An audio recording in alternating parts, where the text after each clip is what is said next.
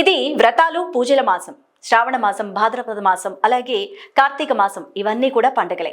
హిందూ సంప్రదాయాల్లో కలశాన్ని ఉంచడం ప్రత్యేక ప్రాముఖ్యతను కలిగిన అంశం. కలశాన్ని దేవతలు మరియు దేవతల ఉనికికి చిహ్నంగా భావిస్తూ ఉంటారు. శుభం, స్వచ్ఛత, శక్తికి మూలంగా భావిస్తారు. కానీ పూజ చేసేటప్పుడు కలశాన్ని సరైన దిశలో ఉంచడం చాలా ముఖ్యమట.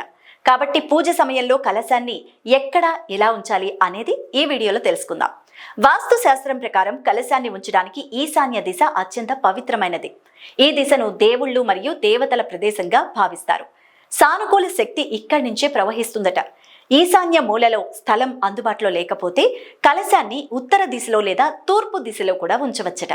వాస్తు శాస్త్రం ప్రకారం కలశాన్ని ఎప్పుడూ అగ్ని మూలలో అంటే ఆగ్నేయం, నైరుతి, వాయువ్య దిశలో అస్సలు ఉంచకూడదు. ఈ దిశలో కలశాన్ని ఉంచడం వల్ల పూజ యొక్క పూర్తి ప్రయోజనం లభించదు. అలాగే ప్రతికూల ప్రభావాలు కూడా ఏర్పడతాయట.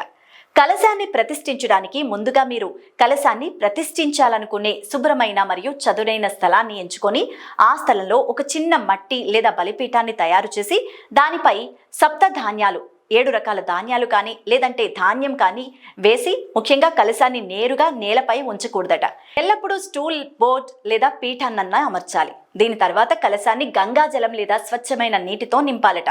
దానిలో కొన్ని అక్షింతలు, తమలపాకు, నాణెం, దూర్వా మరియు పువ్వులు ఉంచాలట.